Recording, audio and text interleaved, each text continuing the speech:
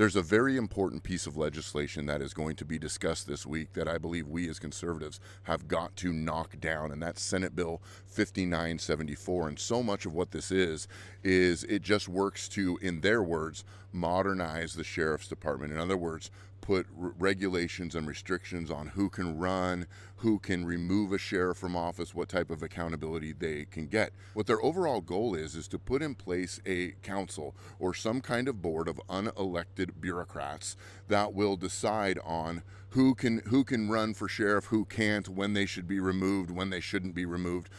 The big issue with this is it takes we the people out of it. We the people should decide who our sheriff is, because what does our sheriff do? Protects our communities and protects our constitutional rights. We know that our rights are under attack because if they weren't, we wouldn't be here. We wouldn't have this bill. Basically, they want to make a very extensive background check, and what that background check for anybody who's eligible to work in or to run for the sheriff office or any kind of elected law enforcement office. Number one, they want to have a criminal history check.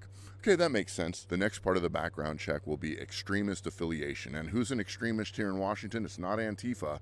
It's going to be Moms for Liberty. It's going to be parents who speak out at school boards, anybody who's against the trans agenda, so on and so forth. And then, of course, there will be an extensive social media review. In other words, they're going to be reviewing your free speech. And then, of course, there will be a psychological exam and polygraph. What this does is basically they're working towards creating a state-run police force and a state-appointed sheriff or law enforcement manager. We know they want to defund the police. That is why this bill is so important that we smash it down. It is having a hearing this Thursday. Sign up and go to leg.wa.gov, sign up and register con, leave a written comment or sign up to testify via Zoom or in person. Call your legislators. We need to stop this because the sheriff is the only one, the elected sheriff is the one who is standing in between our constitutional rights and authoritarianism. This bill, it's 27 pages. It is authoritarian in